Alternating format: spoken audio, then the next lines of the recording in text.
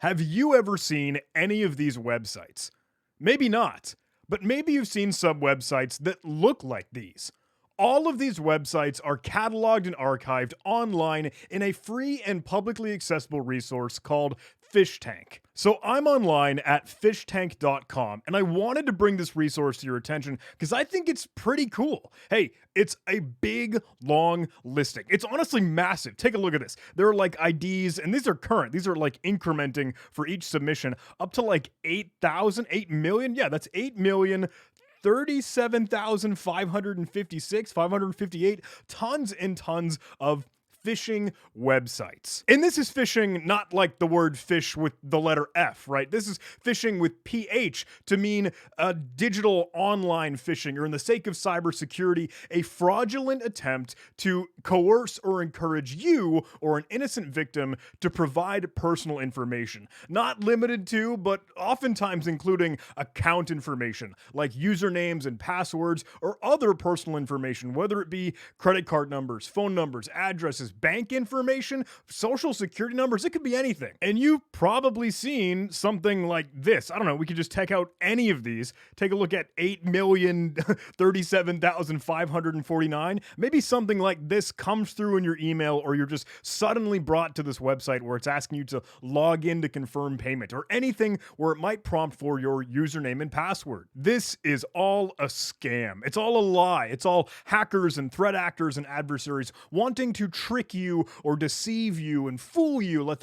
you fall into their mousetrap so that they can gain information that they can use against you. And hey, I'm all about getting some of the education and awareness out there, and that's why I think this is really, really cool. If you haven't seen it before, take a look online, fishtank.com. You could do some super cool stuff by, like, hey, maybe if you just found a phishing site, you saw some random link in your email, try to enter it in and check, hey, is this a fish? If you want to check out this fish search page, you could actually take a look at all of the ones that they have archived right now. And this is like actively being updated, by the way. At the time of recording, this isn't UTC, but if you want to take a look at, hey, what has the fish tank already determined as a legitimate, valid fish? Well, illegitimate in that it's wanting to get info, but an actual trap to fall in, and whether or not the websites are online or if they're suddenly offline. You could filter on that and get some really fascinating stuff here. Obviously, boring disclaimer, this is all for education's sake and security research, yada, yada, yada. You know the drill. And I know some of you might be saying,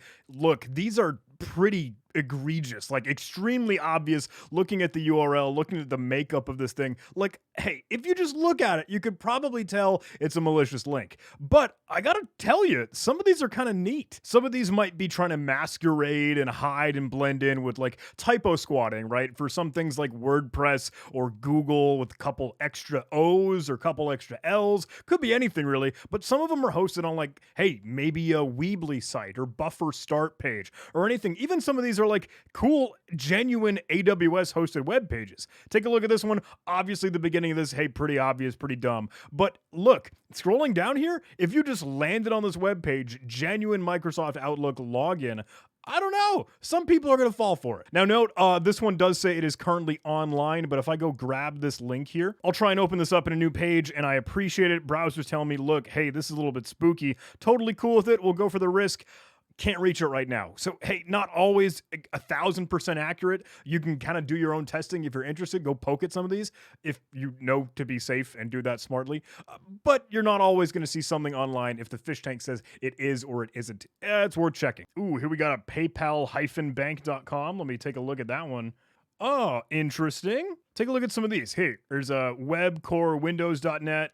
GoDaddy sites, Azure websites. There's, of course, Weebly. Here's a login screen net. Let's see if that one's active. Interesting, a little fake AT&T setup. Ooh, see, I think some of the super cool ones that are using Google. Like, hey, Google Sites or Google Form or Google PowerPoint even. What does this one have for us? Like, genuine, hey, faking the Google login. I want to see if we can access that one. Oop. Oh, yeah, it looks like that one is dropped by Google. Did they nuke that? Hey, yeah, probably nuked from orbit here. And I think that is, hey, one important note here, right? Obviously, when you have a resource like this, it helps the security community and the whole industry sort of fight back against a lot of that cybercrime, phishing, scams, etc. So you have this cat and mouse that is the constant game of security where, hey, we're going to be taking those websites down. We're going to be stopping that attack surface. And Again, some of the sites that you see in here might not actually be online if you were to go visit it. But look at all these. You've got some duck DNS stuff. There are some short link ones like a bit.ly or a tiny URL or a t.co redirector. You can, of course, click in on all of the users that either submitted some of these or ended up doing some reviewing, and that's very, very cool. Ooh, this one's neat because I think that XN hyphen is for like Punycode or for some of the other like Unicode characters that look like other letters when they're in the address bar within a URL. And you can see everything that they submitted or everything that they verified, and that's just kind of cool to look, hey, I found this person or this account. Because I think it is one thing to note, like, hey, a lot of these are probably automated scanners that are seeing these out here on the internet and then just funneling into this data source. Cool. Americana's official.shop. Is this thing alive? They got a cool screenshot here. Free shipping on all orders in Brazil. And let me note, hey, by the way, this thing is like actively being added to all the time. Like, it's kind of wild. Like, as we were just kind of exploring, like as I'm recording this, there are new submissions. I don't know what this one is, but hey, let's go see if we can play with it. Doesn't even have a screenshot yet, although worthwhile to note here, if it doesn't have a screenshot yet when it's kind of collecting and grabbing the submission, if you want to ask Fishtank to view the site for you, just kind of pull it down into its own iframe. What is this? NFTs. I'm in the wrong place. I'm out of here. I'm out of here. I'm out of here.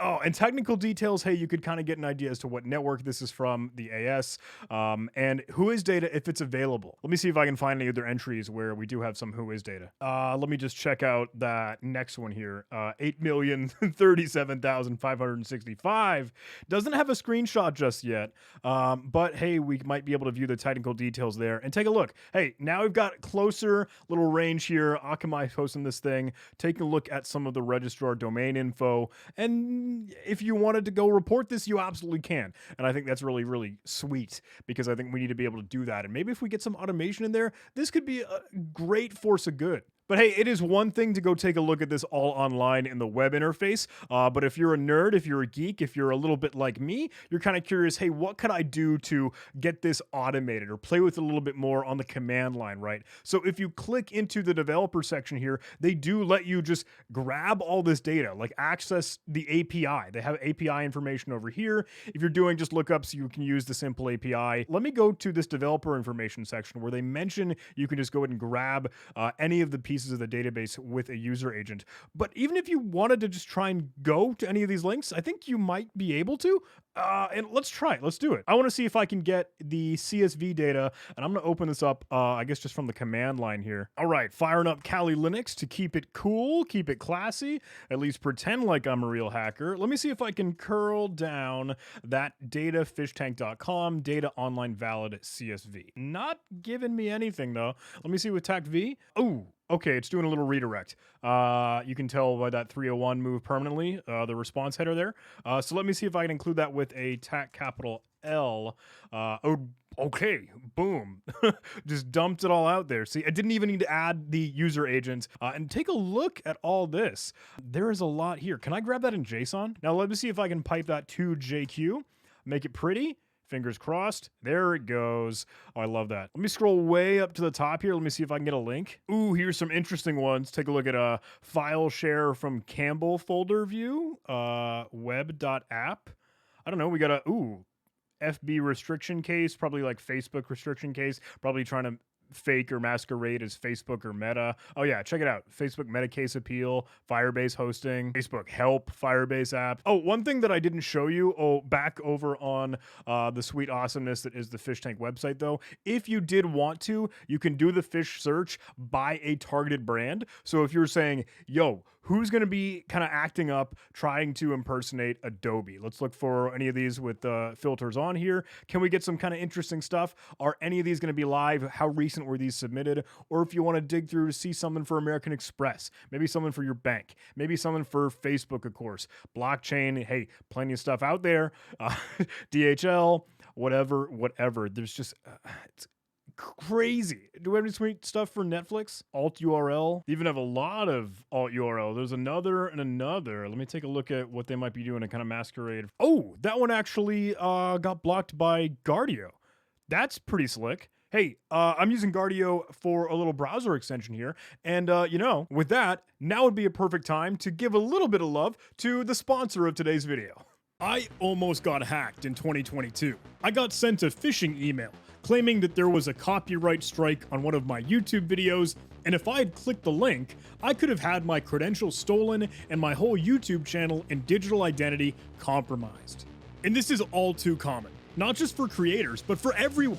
You use the internet every day. You use a web browser every day. You're on a web browser right now. Whatever software that you use to browse the web, it is an integral part of your daily workflow, and it's super important that you keep yourself safe. So why not use a browser extension that can protect you? That is where Guardio comes in.